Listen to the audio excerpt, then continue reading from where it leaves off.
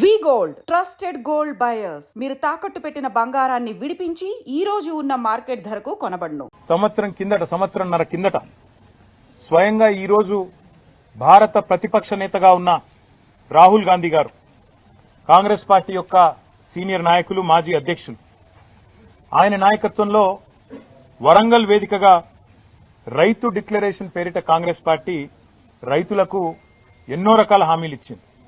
అందులో బోనస్ ఇస్తామని, రైతు భరోసా అమలు చేస్తామని, ఖచ్చితంగా మద్దతు ధర ఇస్తామని, కొనుగోలు కేంద్రాలు విస్తారంగా పెంచుతామని, అదే మాదిరిగా ఇంకా చాలా మాటలు కూడా చాలా వివరంగా చెప్పినారు. ఇవన్నీ నమ్మిన రైతులు రాష్ట్ర వ్యాప్తంగా 2 లక్షల రుణమాఫీ చేస్తామని ఇవన్నీ చెప్పినారు. ఇవన్నీ నమ్మిన రైతులు మరి రాష్ట్ర వ్యాప్తంగా కాంగ్రెస్ పార్టీని విశ్వసించి, రాహుల్ గాంధీ గారిని విశ్వసించి కాంగ్రెస్ పార్టీకి అధికారం కట్టబెట్టినారు. సరే, అధికారం ఎవరికి శాశ్వతం కాదు. తప్పకుండా రాజకీయాల్లో తప్పకుండా ఇవన్నీ జరుగుతూ ఉంటాయి. విజయాలు, అపజయాలు, అది మాకు పెద్ద విషయం కాదు. ఎందుకంటే బీఆర్ఎస్ అంటే కేవలం భారత రాష్ట్ర సమితి మాత్రమే కాదు, భారత రైతు సమితి కూడా. మా కృషి, మా సంకల్పం, మా పోరాటం, మా ఆలోచన అంతా కూడా ఎప్పుడు కూడా ఈ రాష్ట్రంలో 60-65% మంది ప్రజలు ప్రత్యక్షంగా పరోక్షంగా ఆధారపడే వ్యవసాయం బాగుండాలి, వ్యవసాయదారులు బాగుండాలి, రైతు బాగుంటేనే రాష్ట్రం బాగుంటది.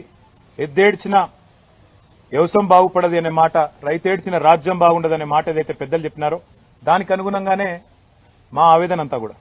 ఇవాళ ఎలక్షన్లు ఏమీ లేవు.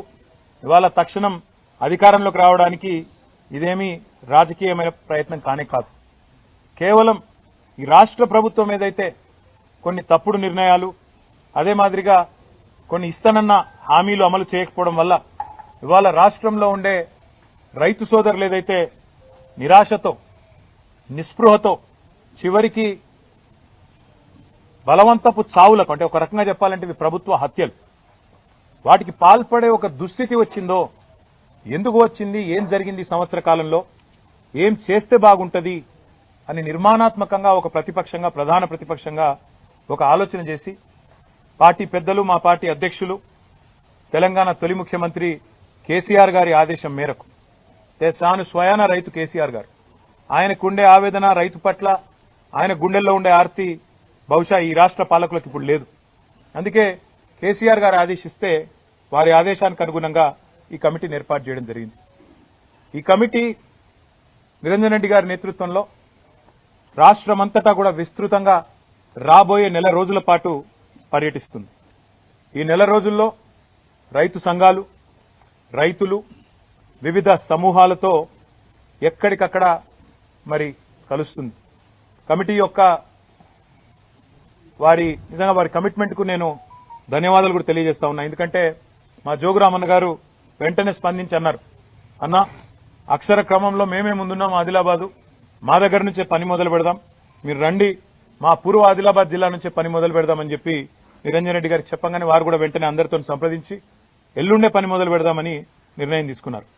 24వ తారీఖు నుంచి ఈ కమిటీ మరి పూర్వ ఆదిలాబాద్ జిల్లా నుంచి తన పనిని ప్రారంభించి రాబోయే నెల రోజుల పాటు అన్ని జిల్లాలు, దాదాపుగా అన్ని వర్గాల రైతులను, వ్యవసాయదారులను అందరినీ కలిసి ఏ రకమైన ఇబ్బందులున్నాయి, రుణమాఫీ ఎంత మేరకు జరిగింది, రైతు భరోసా ఎంత మేరకు రాబోతున్నది, అసలు రాష్ట్రంలో ఏం జరుగుతా ఉంది, కరెంటు సరఫరా ఎట్లున్నది, నీటి పరిస్థితి ఏంది, సాగునీటి పరిస్థితి ఏంది, రైతులు ఏ రకంగా ఇబ్బందులు ఎదుర్కొంటున్నారు, మద్దతు ధర పరిస్థితి ఏంది, బోనస్ ఏంది, కొనుగోలు కేంద్రాలు ఏంది, అసలు రాష్ట్రంలో రైతు వేదికలు ఏవైతే 2603 ఆనాడు కేసీఆర్ గారి నాయకత్వంలో కట్టుకున్నామో ఆశించిన ప్రయోజనం గాని, ఉద్దేశించిన లక్ష్యం గాని నెరవేరుతున్నదా, వాటి వల్ల ఏం జరుగుతున్నది, ఇవన్నీ కూడా అన్ని జిల్లాల్లో పర్యటించి ఎక్కడికక్కడ రైతాంగంతో మాట్లాడి ఫిబ్రవరి ఆఖరి వారం వరకు ఒక నివేదికను రాష్ట్ర ప్రభుత్వానికి, ఇటు పార్టీ అధ్యక్షులు కేసీఆర్ గారికి సమర్పించడం జరుగుతుంది. మీడియా సమక్షంలోనే దాన్ని కూడా చేస్తాము, మీడియా కూడా విడుదల కూడా చేస్తాము. తప్పకుండా అందులో ఏ మేరకు రైతు డిక్లరేషన్, రాహుల్ గాంధీ గారు విడుదల చేసిన రైతు డిక్లరేషన్ ఈ సంవత్సర కాలంలో అమలయ్యింది, దాని యొక్క అమలు ఎంత మేరకు జరిగింది అనేది కూడా తప్పకుండా అధ్యయనం చేస్తాం. రుణమాఫీ ఎంత మేరకు జరిగింది అది కూడా అధ్యయనం చేస్తాం. బలవన్మరణాలకు, ఆత్మహత్యలకు గల కారణం ఏంది, ఎందుకు జరుగుతున్నాయి, మద్దతు ధర వస్తున్నదా, పత్తికొస్తుందా, కందికి వస్తున్నదా, సోయాకు వస్తున్నదా, మొక్కజొన్నకు వస్తున్నదా, చెరుకుకు వస్తున్నదా, మిర్చికి వస్తున్నదా, మొత్తం తిరిగి ఎక్కడికక్కడ అధ్యయనం చేస్తాం.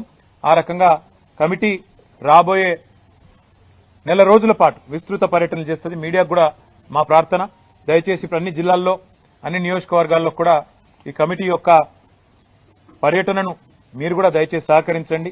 వారికి కూడా రైతాంగానికి కూడా తెలియజేసే విధంగా ప్రచారాన్ని కల్పించాలని చెప్పి కూడా కోరుతూ, మరి ఈ కమిటీకి రేపు రైతులను వారి జీవితాల్లో విశ్వాసాన్ని నింపే దిశగా మీ కార్యాచరణ ఉండాలని మనస్ఫూర్తిగా ఆకాంక్షిస్తూ మీ అందరికి కూడా మీడియా మిత్రులకు కూడా హృదయపూర్వకంగా ఇక్కడ దాకా వచ్చినందుకు హృదయపూర్వకంగా ధన్యవాదాలు.